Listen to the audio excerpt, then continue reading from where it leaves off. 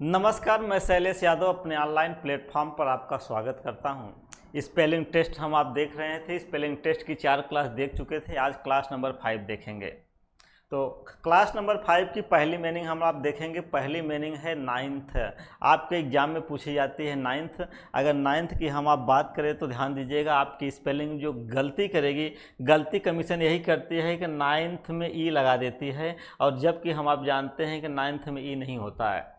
तो यहाँ ध्यान दीजिएगा, 9 माने 9 होता है, 9 में ई होता है, लेकिन नाइन्थ में ई नहीं होता है। तो इसे कैसे याद करेंगे कि नाइन्थ में ई नहीं होगा।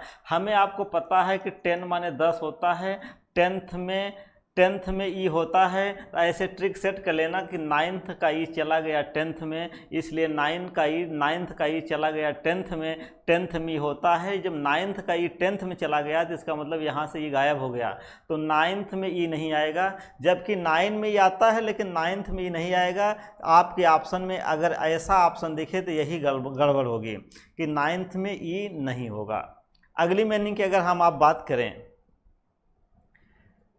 अगली मीनिंग है 40। 40 माने होता है 40। तो 40 की स्पेलिंग जरा याद रखिएगा। हम आप जानते हैं कि FOUR 4 माने 4 होता है, और 40 की स्पेलिंग कमीशन यही गलती करती है। देखिए ये गलत काटा गया है, इसका मतलब ये स्पेलिंग गलत है, ये 40 में यू नहीं आएगा। तो हम आप इसे याद कैसे करेंगे? अरे 40 को अगर याद करना हो तो ज़रा तरीका समझिएगा। हम आप जानते हैं कि फोर्ट माने किला होता है, फोर्ट माने किला होता है। और याद करेंगे भैया, ये जो फोर्ट माने ये जो किला है ना, ये किला 40 साल पुरानी है। तो 40 माने 40, तो फोर्ट माने किला, तो ये किला 40 साल पुरानी है, इसे याद कर लेना। और आपके एग्जाम में गड़बड़ी यही करेगी, 40 ऐसे लिखेगी FOURTY, तो 40 में यू नहीं चलेगा। तो फोर्ट याद रखना, फोर्ट माने किला, तो ये किला 40 साल पुरानी है, तो 40 माने 40 होता है। अगली मीनिंग की अगर हम आप बात करें तो तीसरी मीनिंग ध्यान दीजिएगा। तीसरी मीनिंग आपके सामने है लेफ्टिनेंट। अगर लेफ्टिनेंट की हम आप बात करें तो ध्यान से समझिएगा। लेफ्टिनेंट आप सुने होंगे, लेफ्टिनेंट साहब। तो लेफ्टिनेंट की स्पेलिंग में ध्यान रखना कि हम आप जानते हैं कि इसमें लाई आएगा। लाई माने झूठ होता है, यू माने आप होता है, 10 माने 10 होता है, और एंट माने चींटी होता है। लेफ्टिनेंट साहब ने एक बार बोला कि जाओ चींटियों को ज़रा गिन के आओ, वहाँ कितनी चींटियाँ हैं। तो एक कर्मचारी गया, बोला कि सर वहाँ तो 9 चींटियाँ हैं। जब लेफ्टिनेंट साहब ने बोला कि ज़रा दिखाओ, तो लेफ्टिनेंट साहब ने तो चींटियों को गिना, 1 2 3 4 5 6 7 8 9 10, तो यहाँ तो 10 चींटियाँ हैं। तो इसका मतलब लेफ्टिनेंट साहब ने बोला कि लाई माने तुमने झूठ बोला, लाई माने झूठ बोला, यू माने तुमने कि 10 चींटियाँ हैं, आपने बोला कि 9 चींटियाँ हैं। तो ऐसे याद कर लेना, लाई माने झूठ बोला, यू माने आपने, यहाँ 10 माने 10, एंट माने चींटियाँ, तीनों को जोड़ देंगे तो लेफ्टिनेंट हो जाएगी। अगली मीनिंग की अगर हम आप बात करें तो ज़रा ध्यान दीजिएगा। अगली मीनिंग है मिसलेनियस। मिसलेनियस भी आपके एग्जाम में बार बार पूछी जाती है, तो मिसलेनियस को ज़रा ध्यान से समझिएगा। तो मिसलेनियस को अगर हम आप ध्यान से देखें तो आपके एग्जाम में गड़बड़ी यही करती है। जितना मैं अंडरलाइन किया हूँ यहीं पर गड़बड़ करती है, इधर कमीशन कभी गड़बड़ नहीं करती है। तो इसे अगर याद करना हो तो ऐसे याद कर लेना। हम आप अगर वावेल ऑर्डर की बात करें तो वावेल ऑर्डर में जानते हैं पहले ए आता है, फिर ई आता है, फिर आई आता है, फिर ओ, फिर यू। तो मिसलेनियस को याद कर लेना, पहले ए आएगा, ए आया, फिर ई आएगा तो ई आया, फिर आई आना चाहिए, लेकिन आई एक बार आ चुका है इसलिए दोबारा नहीं लिखेंगे। ओ आना चाहिए तो ओ आया, फिर यू आना चाहिए तो यू आया। तो मिसलेनियस में हम आप देख रहे हैं कि वावेल ऑर्डर चल रहा है। तो ये वावेल ऑर्डर अगर याद है तो मिसलेनियस की स्पेलिंग आप सही कर ले जाएंगे। अगली मीनिंग की अगर हम आप बात करें तो वैक्यूम। वैक्यूम का हिंदी होता है निर्वात। आपके एग्जाम में बार बार पूछी जाती है, तो यहाँ से ज़रा ध्यान से समझिएगा वैक्यूम को कैसे याद करेंगे। हम आप देखिए हिंदी में वैक्यूम लिखेंगे तो ऐसे लिखेंगे। अगर इसकी इंग्लिश बनाना हो तो देखिए क्यू को लिखेंगे, क्यू माने CU। बड़ा ऊ है तो बड़ा यू के लिए एक यू और लिख देना, म से यम, तो यक्यूम बन जाएगा। एक बार फिर से ज़रा ध्यान से समझिएगा। मैं आपको बताया कैसे तरीका समझिएगा, रट्टा मत मारना। तो मैं आपको बताया कि वैक्यूम हिंदी आपके सामने लिखा है। वैक्यूम के अगर स्पेलिंग लिखना हो तो इसे हम क्यू पढ़ेंगे, क्यू माने सी यू, बड़ा यू है एक यू और लिख देना, म है तो म से यम बना लेना, तो यह क्यू में डबल यू चलेगा, तो डबल यू से रट्टा मारने से बच जाएंगे। अगली मीनिंग जरा ध्यान से देखिएगा। अगली मीनिंग है मिशनरी, माने होता है प्रचारक। तो मिशनरी की अगर हम आप बात करें तो गड़बड़ कमीशन यही करती है कि ए की जगह ई करेगी, मिशनरी करती है। तो मिशनरी माने होता है प्रचारक, तो ए की जगह ई करेगी। तो इसे याद कैसे करेंगे, ज़रा तरीका समझिएगा।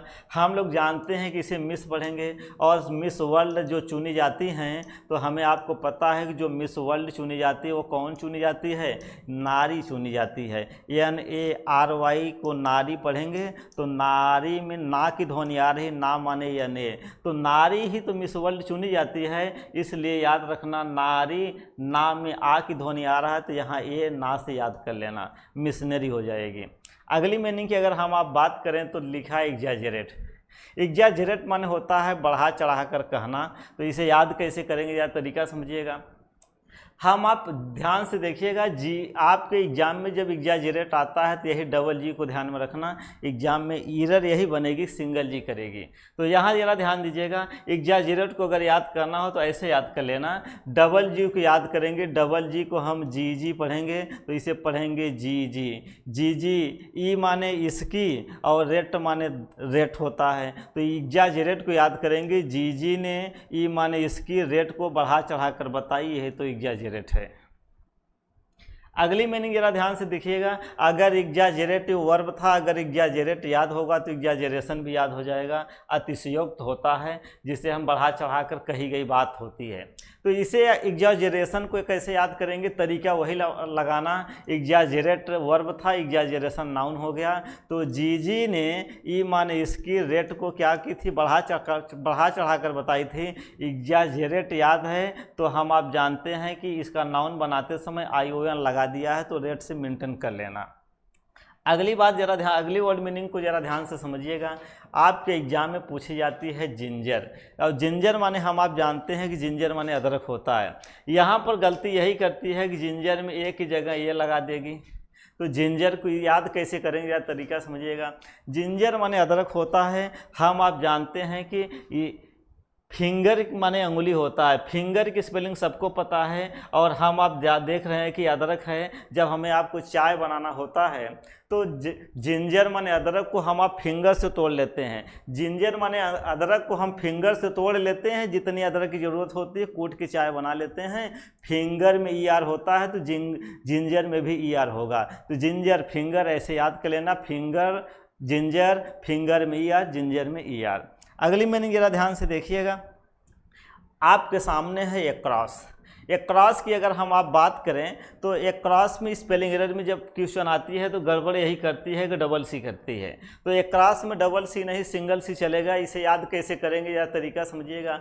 हम लोग जानते हैं ए माने एक होता है, और इसे क्रॉस पढ़ेंगे। क्रॉस माने ईसाई धर्म होता है, क्रॉस माने ईसाई धर्म होता है। यहाँ जरा ध्यान दीजिएगा, ये क्रॉस माने उस पार होता है, लेकिन केवल क्रॉस माने ईसाई धर्म। ईसाई धर्म प्रचारक होता है, तो ईसाई धर्म प्रचारक माने ईसाई धर्म का प्रचार करने वाले। तो इसे याद कैसे करेंगे, ए क्रॉस, जो ईसाई धर्म के प्रचार करने वाले होते हैं ना, उनके ऊपर ए माने एक ही क्रॉस होता है। क्रॉस माने चिन्ह, जो प्लस का चिन्ह होता है, उनके ऊपर एक ही क्रॉस होता है। ए प्लस क्रॉस कर देना, ये क्रॉस बन जाएगी। एग्जाम में गड़बड़ यही करेगी, ऐसे लिखेगी ACCROSS, तो डबल सी करेगी। तो यही पर सावधानी रखना है। बस ए माने एक, क्रॉस लिख देना, बस एक ही क्रॉस होगा, एक क्रॉस।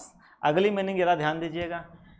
नाइबर, नाइबर माने पड़ोसी होता है। इसे याद कैसे करेंगे, या तरीका समझिएगा। नाइबर जब एग्जाम में पूछी जाती है तो कमीशन गड़बड़ यही करती है कि EI होगा कि IE होगा, यही कन्फ्यूजन बनती है।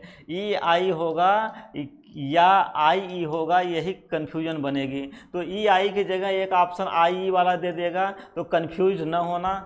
कॉन्सेप्ट याद रखना कि नाइबर माने पड़ोसी होता है। हम आप जानते हैं EIG 8 माने 8 होता है। कहते हैं भैया वो जो मेरा पड़ोसी है ना वो 8 साल से मेरे पड़ोस में रहता है। इसका मतलब 8 माने 8 साल से मेरा पड़ोसी है और 8 की स्पेलिंग में EI आता है तो नाइबर की स्पेलिंग में EI आएगा। 8 की स्पेलिंग याद तो नाइबर की स्पेलिंग याद हो जाएगी। अगली मीनिंग की अगर हम आप बात करें तो 11 नंबर ज़रा ध्यान से देखिएगा, लिखा है सजेशन। सजेशन की अगर हम आप बात करें, सजेशन माने सुझाव होता है। सजेशन में डबल जी चलेगा। तो आपके एग्जाम में जब सजेशन पूछी जाती है तो गड़बड़ यही करती है कि सिंगल जी करेगी। तो यहाँ पर ज़रा ध्यान दीजिएगा, सजेशन में डबल जी चलेगी। याद कैसे करेंगे? हम आप हिंदी में जानते हैं सु माने अच्छा होता है, सु माने अच्छा होता है, और हिंदी में जानते हैं कु माने खराब होता है। कु माने बुरा होता है, सु माने अच्छा होता है। सु को याद करेंगे, सु माने अच्छा।